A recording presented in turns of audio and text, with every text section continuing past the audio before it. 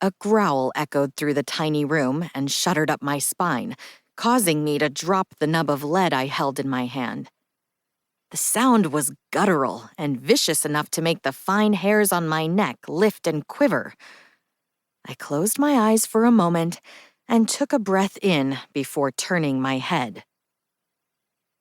"Damn it, Jim! Knock it off! You know you spill rot on the floor when you get worked up. Calm down." I tapped the writing utensil against my chin and looked over my list again. Bearings, bioelectric graphene, nanite nodes. Wait, that's not right.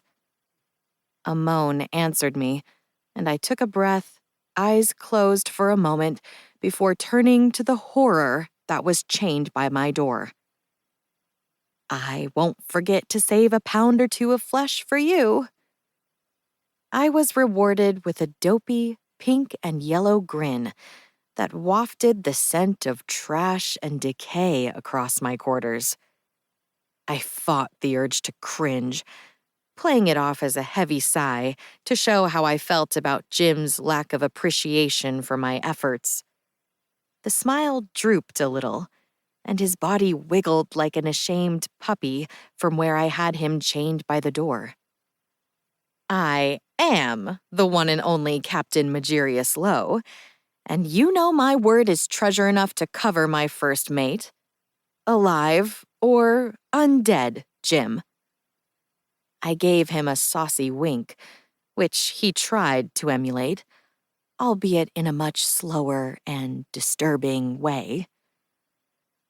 With an unladylike grunt, I looked back at my list and scribbled out the entries. I was writing the most important items on my pilfering grocery list when the sound of shouting from outside my cabin interrupted me. Damned if I could ever get my list sorted in time with the constant interruptions. If my crew was fighting again, I'd feed the troublemaker who started it to Jim.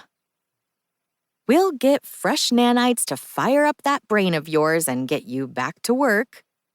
I arched one side of my mouth up. Or play, Jim.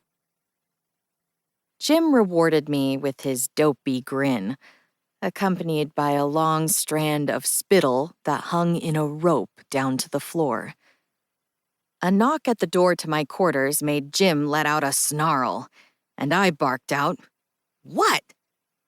"Captain Maggie, we've spotted the interrogator on the horizon." "Excellent! Get the crew prepped to capture and board," I crowed. "And tell that bastard Smithers that if he even thinks about firing one of the cannons toward the hull, that I'm going to stuff him inside it first." To keep listening to this audiobook, I've left you a link in the description so you can do it, at no cost thanks to Audible's 30-day free trial.